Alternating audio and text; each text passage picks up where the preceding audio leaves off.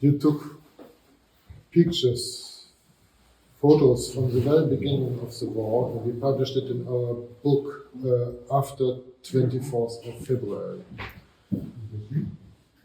What is important for you when you take pictures of a war and being in the war? To tell the truth? Of course.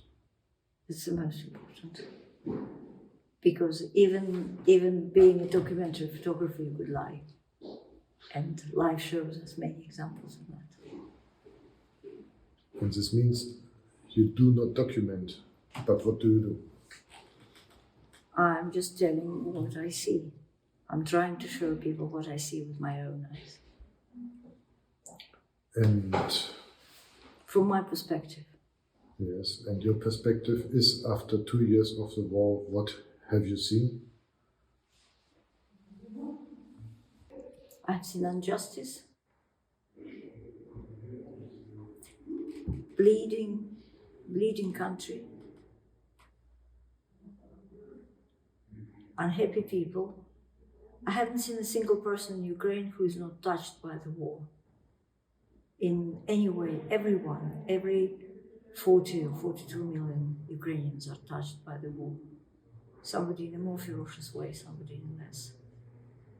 The whole country, it was, when I travel throughout Ukraine, and when I look on this Ukrainian wonderful soil that is known as Chernozem, and it's very oily. When you look at it, it's black and oily. And you think that not a single landscape in the world could be more peaceful than this Ukrainian field. And I don't know, sunflowers growing from this oily soil. And instead of sunflowers, you see horrible war machines or machine guns everywhere in those wonderful fields. And it makes me usually cry. You are living now in Kyiv and share the life with Ukrainians. Why do you do that? Because I didn't want to share my life with Russians. As my country is guilty. I'm part of my country and I'm guilty as well. So if somebody suffers because of you and you have a bit of heart, you would go and help this suffering. That's exactly what I did. It's nothing special. But you fought the war also from 2014 on. Yes. It was, yeah, but I lived in Russia in those days because I loved Maidan. I think I still remember it. I think it was an extraordinary, outstanding event. And I followed the rules of Maidan, if I may say so. But it was an outstanding event for you?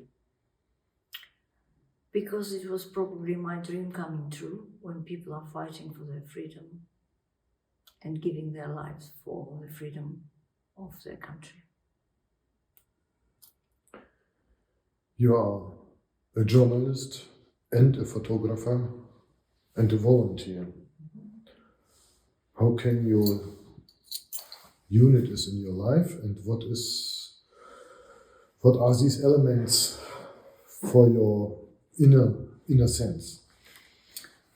I think the fact that I'm volunteering gives me strength to live further. That's the main source. What are you doing? As a volunteer, there are loads of things. You collect money, you help Ukrainians who are traveling through Russia, you help Ukrainians who are imprisoned in Russia for various political reasons. You help the families, you help the army, you evacuate people from the war-affected areas. There's something to do every day. You are doing all that every day? Nearly. No, sometimes I take pictures. Yeah. When you take your pictures, You understand that you're also an artist, that you have No, it's something you to... understand that I'm an artist. I'm not very happy with my work usually. Very critical. You are critically, but it's this moment when you take a picture, you have something to choose. What is it what you are focused on, or what is it what attracts you, or what do you think is important to show? When I take a picture, composition, you think about composition. First of all, light. It doesn't matter what picture you take, but this is what is the basics of any photography. Composition and light. Because photography, if you translate it from Greek, I think, is drawing with light. So composition and light are the two most important things in photography, whichever photography you do. You said that you would not like to be now in a closer contact with your country of origin, with Russia. Why? I stopped loving it. It's very simple. I don't love it anymore. This is what Russia did to me personally. And what is your hope for now? What would be the best of what could happen? The best for Russia would be to disappear.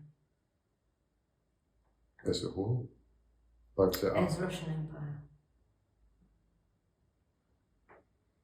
To break on different small countries. With 200 nationalities at present in Russia, it's not very difficult to break, by the way. So it could mean new wars. It could mean the end of empire. I do hope it's the last empire in the world. Time of empires has gone. And what was ages ago, or for many years, seen as the pluses of the empire, like the space, this extraordinary Russian space, now looks more like a burden, because the transportation in Russia is still not good. To cross a whole country still takes several days, 7 days by train. There is no single high-speed train going from Moscow to Vladivostok, for example. So Russia is not technologically not prepared for those spaces. It is not the space that wins, it's the brain that wins. And heart. I would love to think that it's heart that wins, finally. And what is your hope for Ukraine? For Ukraine, to be as peaceful as it was. And how to become such a peaceful country again? How to become such a peaceful, we know. Otherwise, there's no way. But in the meantime, the situation for the Ukrainians became rather harder and worse. We shouldn't count the war by sort of everyday events. Do you know how many months the Stalingrad battle lasted for? Do you know? 9 months. 9 months, yes. The Stalingrad battle. That basically was the defeat of Germany and the beginning of their defeat. So, Stalingrad battle hasn't come yet to Ukrainian-Russian war. We'll see.